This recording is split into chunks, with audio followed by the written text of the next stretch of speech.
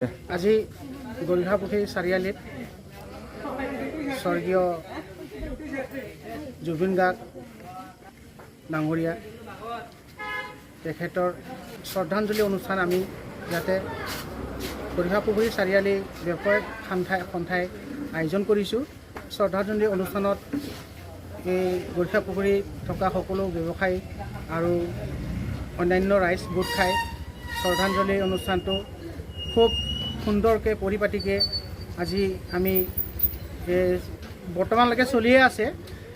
গতিকে আমি এটাই কওঁ যে তেখেত এগৰাকী অসমৰ খুব খ্যাত শিল্পী আৰু এজন সমাজকৰ্মীও আছিল তেখেত, কাৰণ তেখেতে বহুতখিনি সমাজৰ কামো কৰি গৈছে।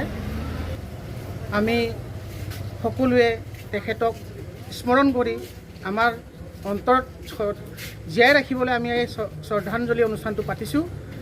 আৰু বিশেষকৈ আজি এই শ্ৰদ্ধাঞ্জলি অনুষ্ঠানত সকলোৱে সহযোগ কৰাত আমি বিশেষ তেখেতসকলকো ধন্যবাদ জনাইছোঁ। আৰু আমি খুব ভাল পাইছোঁ যে গোটেই ৰাইজে এই শ্ৰদ্ধাঞ্জলিৰ অনুষ্ঠানত অংশগ্ৰহণ কৰিছে।